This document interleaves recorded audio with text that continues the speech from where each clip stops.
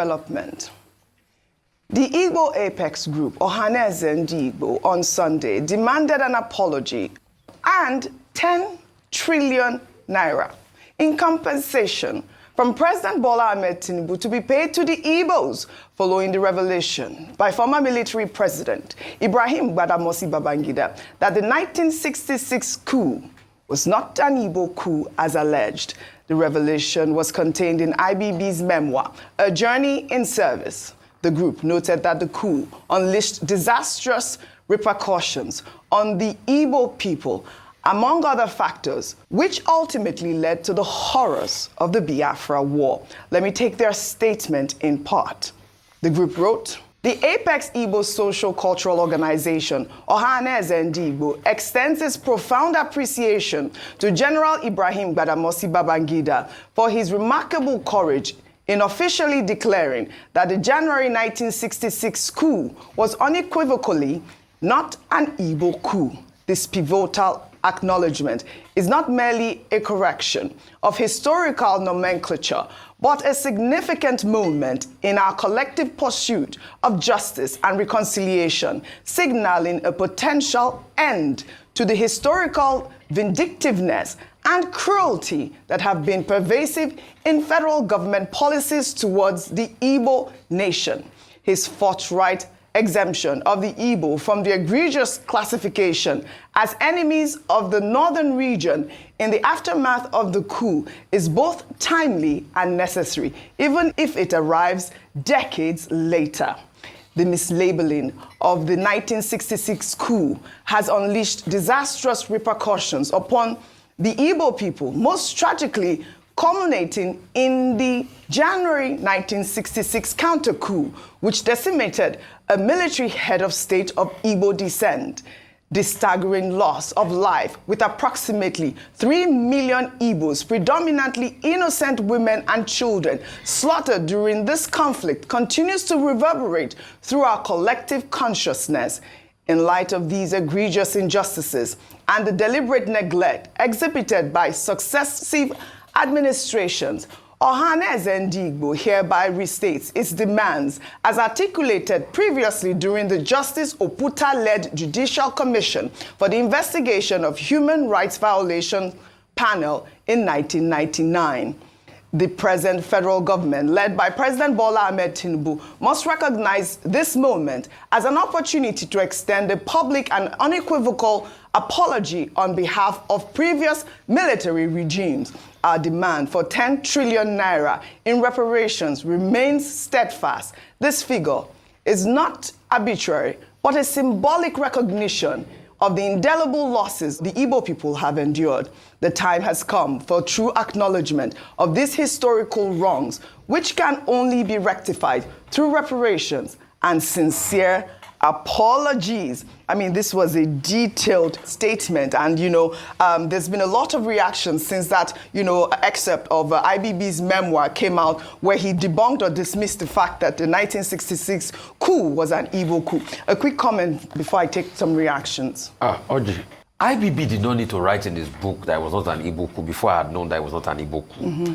For references, I have read, if not my last count, over 10 to 15 books on the war and what happened around that time. One of the most updated one that was not really biased was Centaure's account of the Nigerian Civil War. I've read Philip Evio's account, The Cage Bird Sings. I've read, Frederick Foster. I've read many accounts. It was not an Igbo coup. There was no Igbo coup. The narrative of an Igbo coup was to be able to hang a particular ethnic group in all of that. These were a bunch of idealists that said, oh, the way forward to obliterate this political class, this thieving political, and their problems then was the same thieving political class. The coup plotters. Yes. That they became very idealistic. And where did that mindset come from? It came from the elections and the fight that ensued after the second elections, after the 59, I think the 64 elections, where they saw what the political class was doing, where they saw what was happening in the South and other regions of the country. So this bunch of idealists felt that they could save the country, which was a big mistake. Ademoyega that wrote the book Why We Struck was not an Igbo man. Kaduna Nzego was from Okpanam. Kaduna Nzego was so Hausa. They have Igbo doctrine. He was born in the north. His name was Kaduna because he was born in Kaduna. So all of this was part of the sentiment that they used for this war then. And there are many copious accounts. It was just a bunch of idealists. They felt the way to go was the way to clean up the system, but it was wrong. There was no ethnic. The same narrative of ethnic coloration stemmed from what the political class started infusing so that there was going to be a fight back. Coupled with the media. And that's why foreign medias also played a role in this. And they whipped up that sentiment and it started to snowball into the anarchy. Right. In moving forward, we need to heal. We Absolutely. need to know that we are all on this table of this hurt and pain, and we should try as much as possible to fix it. And we must be able to do justice. The greatest form of reparation for me is justice. Yeah. And we must stop the marginalization against the Igbos. Infrastructure must be built in that land. All right. We must allow infrastructure go round. Yes, we have development commission across all regions now. There are statutory transfers in the budget. Yeah. We must be able to pump money there. Also, we must bring about federal infrastructural present development. Then we must also stop this talk. An Igbo man cannot be president. Who said so? Who said so? Because you see, these people forget a lot. After the Civil War, one of the paths to reconciliation was a deliberate attempt by the two key political parties to have Philip Omiedi as the running mate of Awolowo and what's his name now? The number one, Alex Ekweme, the first man to get a PhD in architecture in Nigeria. All right. So we need to be able to bring ourselves to this table of recompense and bring the conversation clear on the table that we must fight for a path to peace and stop this Igbophobia and hate against Igbos and all of that.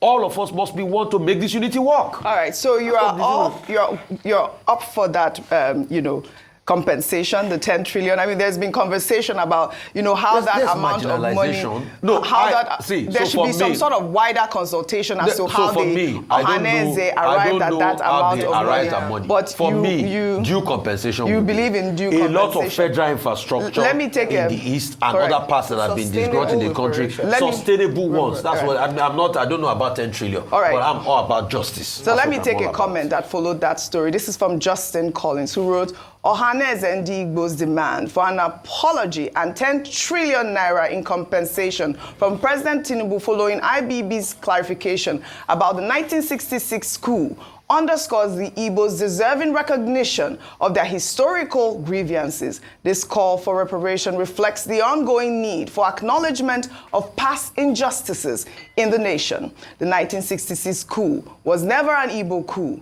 It was a narrative instigated by the Hausa, Fulani, and other tribes to deny the Igbos their rightful place in Nigeria's leadership.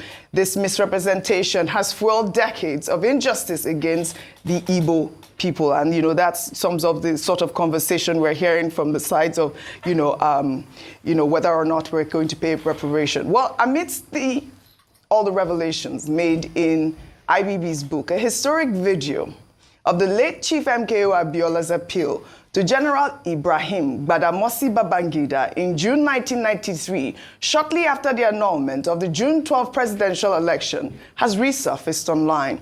In his address, Abiola urged Babangida to reverse the annulment and return the will of the Nigerian people, emphasizing the need for democracy and justice. Let's take a look. I must appeal to Babangida, if he really truly loves Nigeria, he should set Nigeria free. If he becomes a civilian, as the army seems to be telling him to do now, it will make things a lot easier, because it will be one civilian against the other. A man with a loaded gun, it takes a lot of courage to confront him the way God has had to make me do in the last few days, in the last few weeks. But if he did not want a transition, why order an election All right, reactions galore. Well, Sadiq Abacha, son of the late military head of state, Sani Abacha, has defended his father following allegations that forces led by his father, who was then Chief of Defense Staff, orchestrated the annulment of June 12, when in a post on Facebook on Saturday, Sadiq praised his father's legacy and expressed confidence that history will ultimately judge him favorably.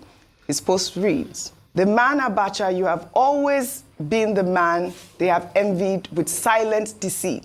History shall remember you for being a better leader, no matter how much they try to put you down. As a son, I'm most proud of you today. You indeed are the man they wish they were half of." Well, Sadiq concluded his statement with, a Hausa phrase, which means whoever utters insult at a public market knows who they are intended for. I mean, this was a trending post. Ayo, you're shaking your head. It was a trending post on it. We also saw Gusu Abacha's tweet where she wrote, "Weakling" on X, a direct dig at IBB. Ayo, quickly. All right. I think it's only in a place like Nigeria that would give guts to these children to come out and speak like this. Mm-hmm. And like I said earlier, even though traditionally you don't want to speak bad about your father is the best thing despite what he's done, I would still say that common sense should prevail. And maybe it speaks to the level of education or how enlightened or perhaps the part of truth about their father that they know about. Let's not even begin to speak. They say it's not good to speak ill of the dead. Yes. But it's also important to speak the fact and not rewrite history. Yes. Maybe the history he's saying will be kind to his father. Maybe after the passage of time, we'll now see a number of Nigerians gather around and give, eulogize his dad and say, let's not remember that his father was responsible for the death of a number of key Nigerians. Yes. And that a lot of people do not have their parents alive because of the actions of his father. Let us not glamorize Abacha. Beyond that, they call him the gift that keeps giving. He stole from Nigeria so much that how many years after his death we are still benefiting from the loots that he stole and still finding out more. Absolutely. Please, the Abacha family should just keep quiet and enjoy whatever it is they're enjoying and leave Nigerians to just, think of the years or try to forget the evil years of the Abacha days. That's what I would say. Well said, Ayo. There was a breakdown, 30 cents made I was trending over the weekend. I mean, I wish we had that to pull up. And they broke down how much money that, Abacha had looted over the years. 30 cents did the Lord's work. And then, still counting. We're still... And what have we done with those monies in any ways? But let me... But Professor Anthony Killer, this memoir has, generated reactions. But you know what? In 2019... President Muhammadu Buhari stated that he would not write a book expressing concerns, that doing so might lead him to criticize certain individuals, which he wished to avoid to prevent causing harm to their families. Let's take a look. Some people said I should write a book. I don't think I will ever write a book. Mainly, I don't want to hurt anybody. Hurting in the sense that there are certain people that I cannot resist abusing. But that hasn't got anything to do with their children and their grandchildren. So I don't want to hurt their children and grandchildren. So for the sake of their children and grandchildren, I have left them. I mean, history, we need that. I don't know why Buhari is saying he won't write a book. Ogasa, we need a book from you. Go ahead. You need a book from me. Yes. Mm-hmm. I mean, I don't know about this story. I think depends on the kind of worry. Go ahead. What did this prof said what?